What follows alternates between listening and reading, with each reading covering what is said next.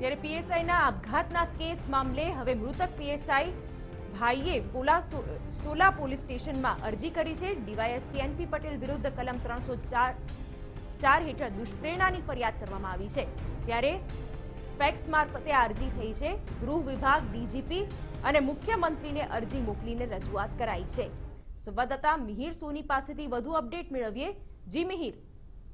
શિવાની, જે મૃતકના પરિવારજનો 2 દિવસથી આજે જે ડીવાયએસપી વિરુદ્ધ જે આરોપ લાગ્યા છે, જે સુસાઇડ નોટમાં ઉલ્લેખ કરવામાં આવ્યો છે, તેના વિરુદ્ધ ફરિયાદ નોંધવા માટે 2 દિવસથી રજૂઆત કરી રહ્યા છે। છતાં પણ સોલા પોલીસ સ્ટેશન દ્વારા કાયદેસરની કાર્યવાહી કરવાની રટણ રટી રહ્યા છે અને તે લોકોનું કહેવું છે કે પહેલા અમે નિવેદનો લઈશું અને ત્યારબાદ જ ફરિયાદ નોંધશું। તેને કારણે ફરિયાદ ન નોંધતા આજે મૃતક, જે પીએસઆઈ મૃતક છે, તેના ભાઈએ આજે સોલા પોલીસ સ્ટેશનમાં અત્યારે હાલ અરજી કરી છે અને જે ડીવાયએસપી છે તેના વિરુદ્ધમાં 306 એટલે કે દુષ્પ્રેરણાની ફરિયાદ નોંધવાની અરજી કરી છે।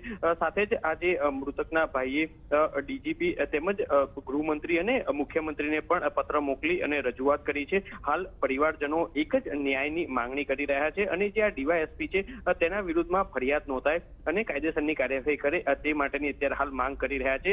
શિવાની, જે ગઈકાલની જો વાત છે કે જ્યાં મૃતક પીએસઆઈ છે તેની પત્નીએ પણ ઘટસ્ફોટ કર્યો છે કે આ જે ડીવાયએસપી છે તે જાતીય સતામણી નો જે ગંભીર આરોપ લગાવ્યો છે અને જે પીએસઆઈને આ ડીવાયએસપી જે અસંગઠિત માંગણીઓ કરતો હોવાનો પણ તેની પત્નીએ ગંભીર આરોપ લગાવ્યો છે। એટલે હાલ તો પરિવારજનો આજે ડીવાયએસપી વિરુદ્ધ ફરિયાદ નોંધવાનો જે માંગ કરી રહ્યા છે। હાલ પરિવારજનો જ્યાં સુધી ફરિયાદ નહીં નોંધાય ત્યાં સુધી મૃતદેહ સ્વીકારશે નહીં, એટલે કે ત્યાં સુધી કોઈ પણ જાતની અંતિમ વિધિ નહીં કરે। 2 દિવસથી મૃતદેહ હજી પણ સિવિલ હોસ્પિટલમાં છે।